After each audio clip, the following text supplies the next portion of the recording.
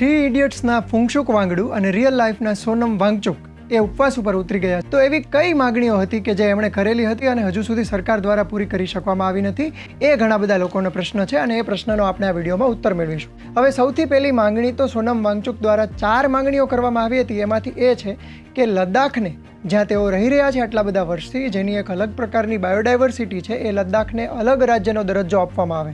અને લદ્દાખને એક સ્વતંત્ર કેન્દ્રશાસિત પ્રદેશનો દરજ્જો મળી ગયો ત્યાર પછીથી લદ્દાખને વિવિધ ચૂંટણીઓમાં કેટલાક વાયદાઓ કરવામાં આવ્યા હતા જે હજુ સુધી પૂરા થઈ શક્યા નથી, એવું સોનમ વાંગચુકનું અને એમના સમર્થકોનું કહેવું છે.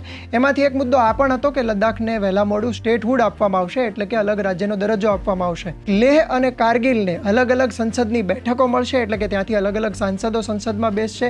એ પ્રકારની પણ માગણી કરવામાં આવી રહી છે અને એ પ્રકારનો વાયદો પણ અગાઉ કરવામાં આવ્યો હોવાનો દાવો છે. બીજી માગણી એમની એમ છે કે આપણે જે રીતે ગુજરાતમાં કેમ જીપીએસસી છે અને એના દ્વારા સરકારી કર્મચારીઓની રિક્રુટમેન્ટ કરવામાં આવે છે, એવી જ રીતે ત્યાં પણ એક સ્ટેટ પબ્લિક સર્વિસ કમિશન હોય કે જેના દ્વારા લદ્દાખના યુવાનોને રોજગારી મળે અને એમને નોકરીઓ આપવામાં આવે. ત્રીજી માંગ એવી કરવામાં આવી રહી છે કે લદ્દાખમાં વિવિધ પ્રકારની જૈવ વિવિધતા છે અને ઔદ્યોગિકરણને કારણે એને નુકસાન થઈ શકે એમ છે. અને ચોથી અને સૌથી મોટી માંગ જે કરવામાં આવી રહી છે એ માંગ એવી છે કે લદ્દાખને 6th શેડ્યુલમાં સામેલ કરવામાં આવે, એટલે કે નોર્થ ઇસ્ટ રાજ્યોની પેઠે લદ્દાખને પણ એક અલગ પ્રકારની ખાસ ફેસિલિટી મળે કે ત્યાંના લોકોની એક અલગ બોડી હોય જે એમની માંગોને સરકાર સામે રજૂ કરી શકતી હોય અને ઔદ્યોગિકરણ કે જે પણ મુદ્દાઓ છે એને સાંભળતી હોય. અને હજુ સુધી એમની માંગણી પૂરી નથી કરવામાં આવી, કોઈ પણ પ્રકારનો પ્રતિભાવ સરકાર દ્વારા પણ નથી આપવામાં આવ્યો.